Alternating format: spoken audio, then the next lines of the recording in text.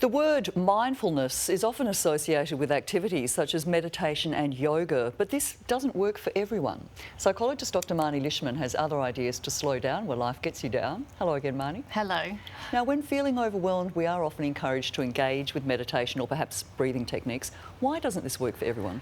Oh, yeah, we certainly are. And a lot of us mental health professionals prescribe mindfulness activities to our clients all the time, but it can be difficult for lots of people. Firstly, a lot of people are quite impatient, and it takes a lot of practice as well to get those mindful techniques to start being beneficial. So people give up quite quickly.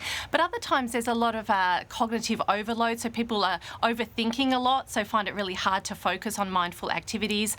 Sometimes the uncomfortable emotions actually are brought up, and people find those quite difficult to handle. And of course, the restless mind, a lot of chitter-chatters going on in our minds a lot of the time. So when we're trying to do mindful activities, it can get quite distressing, and that's why people give up too quickly. It can be very difficult to switch off. But there Yes. are everyday activities that can benefit mindfulness, and one of them is cooking. How's that? Yeah, exactly. So cooking is one of them. And a lot of people, when I'm asking them what are some activities apart from breathing and doing kind of some token mindfulness activities, they say cooking. Firstly, it actually helps you stimulate all of your senses. And that's what we want out of a really beneficial mindful activity. And that means you can touch things, you can see things, you can smell things, and you can hear things. So it's sensory overload. Very much makes you focused on the moment. And also when we're cooking, we're very much focused on the process. So there's a step-by-step journey that we go on, and we have to concentrate during that. So that actually makes you mindfully engaged in the moment. It doesn't always have a calming effect, though, does it? No. In fact, some people can find it rather stressful. Yes. What other simple activities can we do to achieve a sense of mindfulness?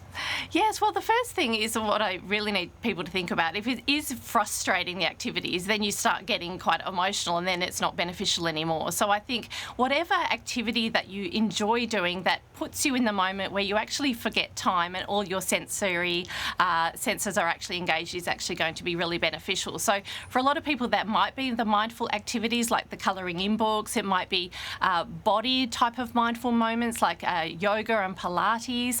But there's things like photography, you know, like engaging in the moment, and doing art and creative type classes are really beneficial. Nature walks are very beneficial, but also things like music, you know, listening to music in the moment and engaging your senses are very, very beneficial. How important is it to set time aside for this?